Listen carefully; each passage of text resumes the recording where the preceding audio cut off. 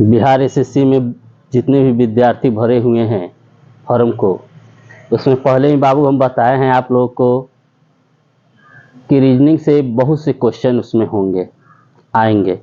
आज उसी क्वेश्चन को देखते हुए आज सीरीज समझाने की कोशिश करते हैं। 4 भाषा, 4 ट्रिक, 4 लैंग्वेज मात्र याद रखना है, पूरा सीरीज समाप्त।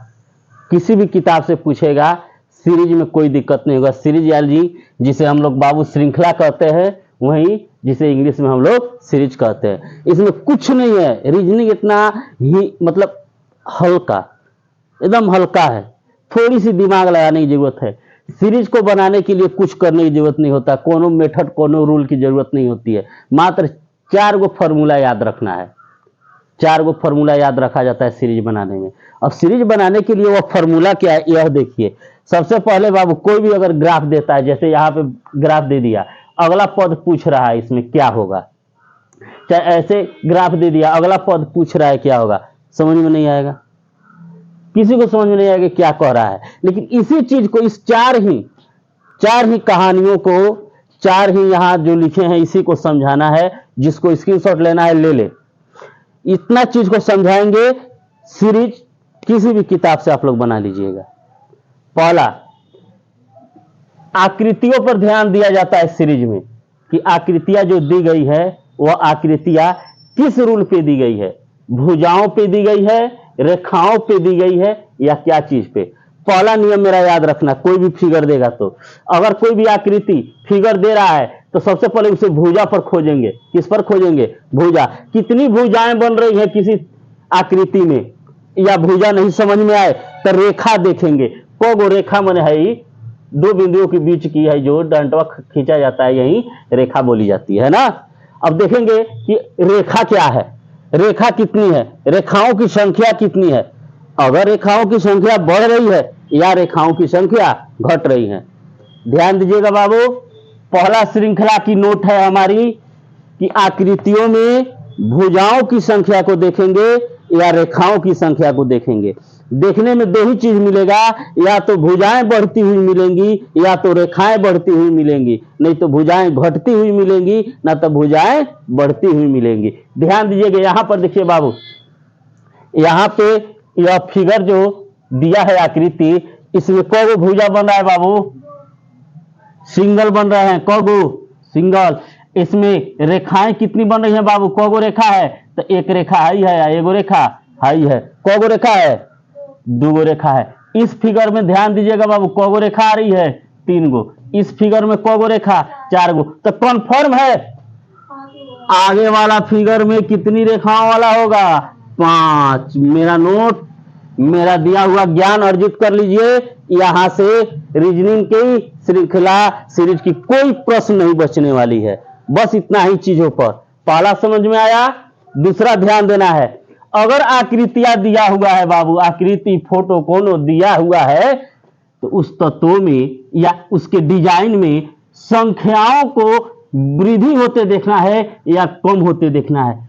कोई अगर चित्र दे दिया है, नहीं समझ में आ रहा है, सीरीज बना रहे हैं, तो उस डिजाइन में हम लोग देखेंगे कि उस डिजाइन में उस डिजाइन की कौगो आकृति दी हुई है। जिसे यहाँ पे फोकस कीजिएगा, यहाँ देखिएगा इस फिगर को, यहाँ पे शून्य वाली देख रहे हैं ना फिगर, कौगो दिया हुआ है बाबू। इस लाइन में 4 गो है, 3 गो है, 4 गो है, एगो मल्टीप्लाई का फिगर दिया है। इसमें आ रहे हैं तो 4 गो बिंदु है, 4 गो गोला है, इसमें नीचे 4 गो गोला है। बिंदु को बढ़ गया, 2 गो। इसमें को गो बड़ा है मल्टीप्लाई, 3 गो। और इसमें को गो बड़ा है, 4 गो। यानी एगो मल्टीप्लाई बढ़ रहा है तो 2 गो बिंदु को क्या कर रहा है, खत्म कर रहा है। तो यह आकृति हुआ, यह डिजाइन हुआ।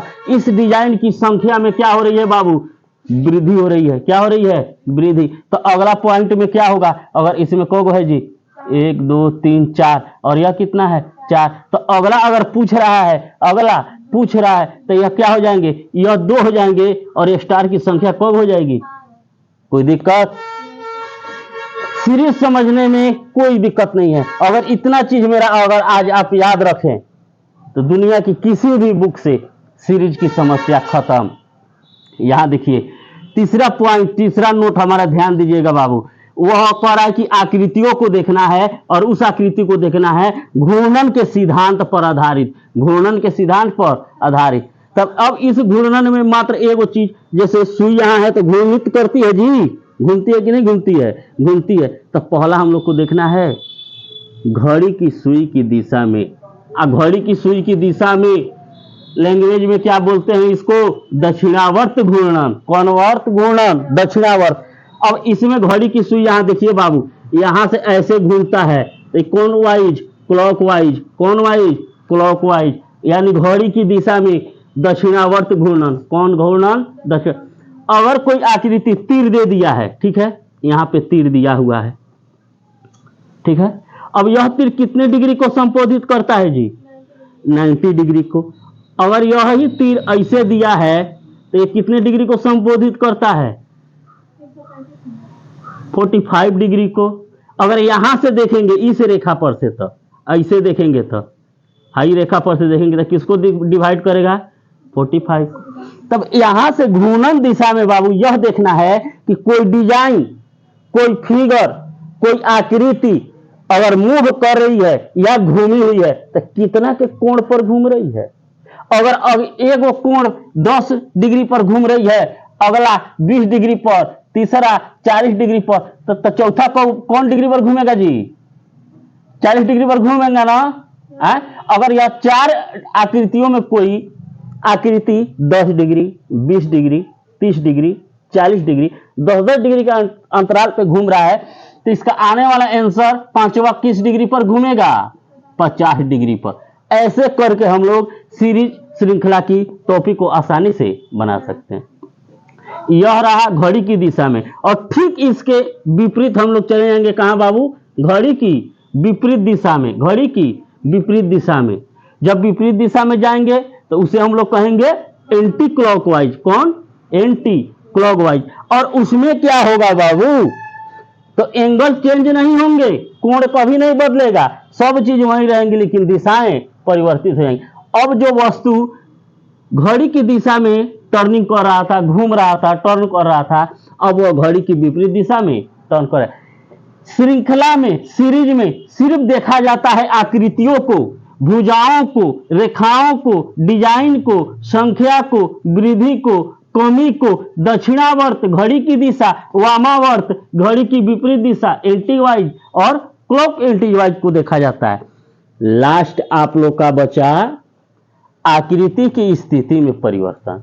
अगर कोई आकृति जैसे यहां देख रहे हैं, यहां शून्य दिया है पहला बॉक्स में, दूसरा बॉक्स में यहां शून्य दे दिया और यहां पे मल्टीप्लाई दिया, यहां पे शून्य यहां आ गया, मल्टीप्लाई यहां त्रिभुज आ गया।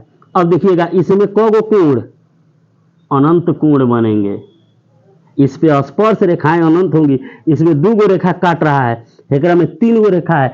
अब यहां जो आंसर होगा बाबू, अगर यह त्रिभुज हो जा रहा है, यह कट जा रहा है, यह 0 यहां है, अगर इसको मिटका रहे हैं बाबू, तो यह 0 अब यहां आएगा, क्वटिस यहां जाएगा, त्रिभुज यहां जाएगा, और यहां पर जो आएगा वो क्या होगा, वर्ग बनेगा। तो इस प्रकार हम लोग पहले, दूसरे, तीसरे इन सभी के ज्ञान को जोड़कर यहां चौथे का आंसर हम लोग क्या कर रहे हैं, प्राप्त कर रहे हैं। सीरीज श्रृंखला में कोई बड़ी बात नहीं है, सबसे आसान होता है, रीजनिंग इतना आसान कोई नहीं है। इतना टॉपिक को याद रखिएगा, स्क्रीनशॉट बोले थे ले लीजिएगा, और आगे चाहते हैं आप कि रीजनिंग के ऐसे ही बेस मिले आपको कम से कम शब्दों में, तो यूट्यूब चैनल विकास देवराज को सब्सक्राइब करें, लाइक और कमेंट करें। Thank you.